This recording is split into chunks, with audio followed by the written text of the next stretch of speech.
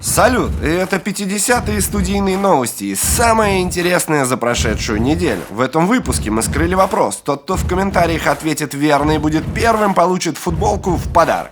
Погнали! По заявлению Kali Audio, компания выпустила идеальные мониторы для домашних студий. Модель LP-UNF обещает большой выбор вариантов подключения и возможность установки в любой точке пространства. Kali Audio LP-UNF представляет собой двухполосные студийные мониторы ультра ближнего поля с вуфером диаметром 4,5 дюйма и твиттером диаметром 1 дюйм. Мониторы используют конструкцию с фронтальным расположением портов и двумя усилителями для высоких, средних и низких частот. На задней панели доступны пара балансных разъемов TRS 1.4, небалансный RCA, а также USB-C.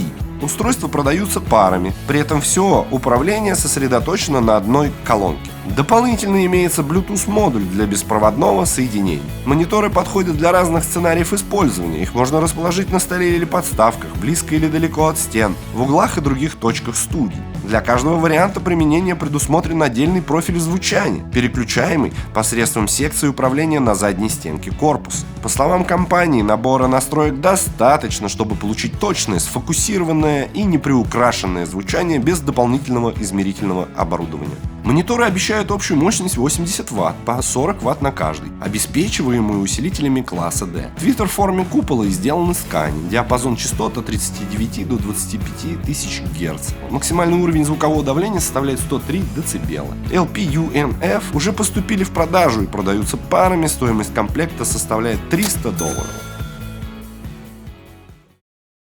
Shure SM58 был выпущен в 1966 году и быстро стал популярным в музыкальной индустрии. В течение нескольких лет модель использовалась на большинстве студий звукозаписи и концертных площадках, став своего рода стандартом индустрии. Популярность модели обусловлена чистотой звучания, отличной изоляцией посторонних сигналов и устойчивости к внешнему воздействию. И в честь дня рождения модели, 58 лет все-таки, компания подготовила специальную версию микрофона Shure SM58SE, отличающуюся полностью черным цветом корпуса и гриля. Отмечается, что технические характеристики устройства не изменились. Микрофон предлагает кардиодную диаграмму направленности и работе в диапазоне от 50 до 15 тысяч Гц. В корпус устройства встроен антивибрационный фильтр и поп-фильтр для более чистого и точного звучания. Импеданс модели составляет 300 Ом, что требует дополнительного предусиления для комфортной работы.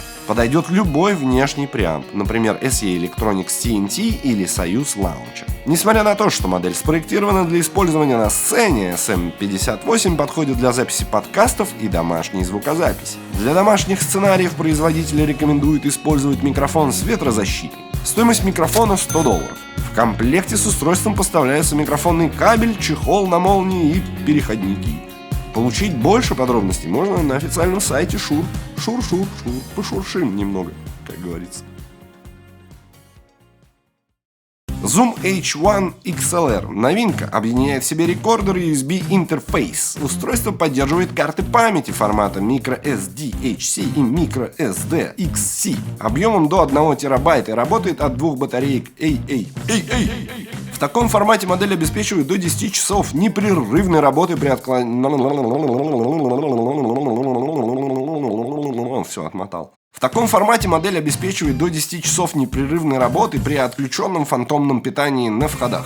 Рекордер записывает сигнал с частотой дискретизации до 96 кГц, разрядностью до 32 бит. При этом пользователь может одновременно записывать два канала звука. H1 XLR оснащен двумя комбинированными XLR-TRS разъемами, благодаря чему его можно использовать вместе с любыми внешними микрофонами. Режим работы входов микрофона линейный переключаются отдельной ручкой, а отдельная кнопка активирует схему фантомного питания. Устройство оснащается выходом на наушники TRS 1.8 мини-джек. Дополнительный рекордер получил микрофон и линейный стереовход на том же разъеме, что еще сильнее расширяет его возможности записи. Встроенных микрофонов в рекордере нет. Управление рекордером осуществляется с сенсорного экрана. Помимо общих настроек и микшера, дисплей также отображает форму волны поступающего сигнала. Каких-либо дополнительных вариантов настройки управления устройством не предусмотрено. H1XLR можно использовать как аудиоинтерфейс. В таком режиме рекордер не тратит заряд батареи, питаясь по кабелю USB-C от подключенного компьютера или ноутбука, а длительность сессии не ограничена объемом карты памяти. При желании запись можно вести и на карту памяти, и в память компьютера в списке совместимых операционных систем Windows, Mac OS, iOS и Android. Для работы с рекордером не требуется установка драйвера. Zoom H1XLR поступит в продажу до конца лета 2024 года. Рекомендуемая стоимость устройства составляет $150. Получить больше подробностей о рекордере можно на официальном сайте Zoom. Независимый разработчик Джаред Джетсел представил программное обеспечение Logic Buddy для менеджмента проектов Logic Pro. Программа собирает каталог всех проектов, организует его по типу и упрощает ориентирование в больших коллекциях работ. Проекты можно объединить по дате создания или дате изменения, а также по времени создания последней версии проекта. Работам можно присвоить теги или собственные категории. Так, например, можно отмечать проекты на стадии записи, сведения или мастеринга, или присваивать метки на основе необходимых доработок, темпа или других характеристик. Те же действия можно производить самостоятельно, используя возможности Finder, однако Logic Buddy работает проще и быстрее. К тому же программа поддерживает более сложную систему меток, благодаря чему организовывать библиотеку работ можно по жанру, коллективу, темпу, тональности и многим другим особенностям. Кто из белых футболок соло-артист? Дополнительно предусмотрена опция отображения незаконченных или, наоборот, только законченных проектов, что пригодится как продюсерам, так и композиторам и аранжировщикам. То же самое касается и статуса текста. К примеру, можно собрать в одном разделе проекты с готовыми словами или без них. Одна из особенностей программы – система резервного копирования и восстановления поврежденных файлов проектов Logic Pro. Функция решает проблему ошибок, вызванных случайным удалением или перемещением файлов. Программа ищет предыдущие версии файлов внутри проекта и восстанавливает их, переводя в актуальное состояние. Также сортировать проекты можно по собственной системе, создавая уникальные коллекции. Среди дополнительных возможностей отмечается опция присвоения названий и ICRC или UPC кодов для опубликованных композиций. Интерфейс приложения поддерживает светлый и темный режим. Программа совместима с операционными системами macOS 11 и новее, а для ее работы требуется Logic Pro 10.2 или новее. Стоимость программы составляет $40. Подробнее на официальном сайте проекта.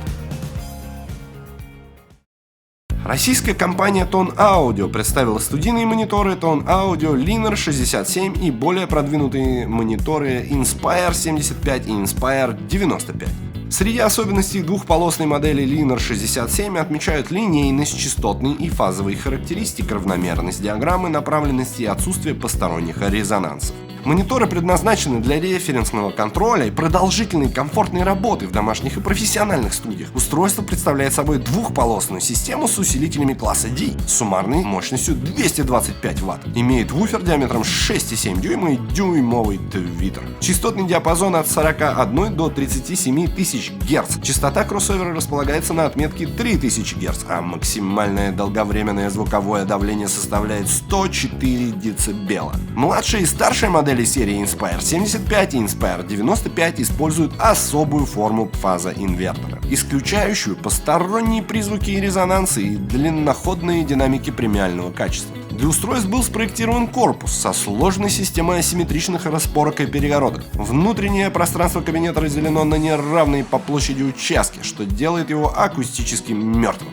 и жестким. Inspire 75 представляет собой двухполосную систему с усилителями класса D с суммарной мощностью 250 Вт. Мониторы построены вокруг вуфера диаметром 7,5 дюймов и дюймового твиттера. Частотный диапазон от 38 до 40 тысяч Гц. Частота кроссовера располагается на отметке 2400 Гц, а максимальное долговременное звуковое давление составляет 105 дБ. Флагманская модель Tone Audio Inspire 95 – это трехполосная система мощностью 650 Вт, объединяющая высоко-, средне- и низкочастотные усилители класса D. Модель построена вокруг основного вуфера диаметром 9,5 дюймов, обеспечивающего глубокое и нейтральное звучание баса. В центре системы установлен купольный среднечастотный динамик с высоким фактором ускорения, интегрированный в систему посредством сверхточных фазолинейных разделительных фильтров.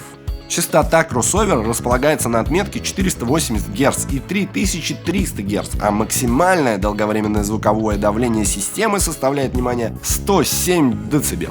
По заверениям производителя, флагманские мониторы обеспечивают точную трехмерную стереокартину с великолепным позиционированием и разделением планов. Мониторы Tone Audio уже поступили в продажу. Linear 67 стоит 75 тысяч рублей, Inspire 75 130 тысяч рублей и Inspire 95 300 тысяч рублей. Тем, кто ищет качественный быстрый дизайн обложек и превью для своих роликов и не только, советуем вот этого парня. Мы работаем с ним уже 50 выпусков и ни разу не было каких-то нареканий. Всегда на связи, поможет, расскажет, покажет и посоветует, как лучше. Даниил отлично делает свою работу. Рекомендуем. Ссылочку оставим в описании. На этом у нас все. До следующих встреч. Будьте в курсе и делитесь с ценителями.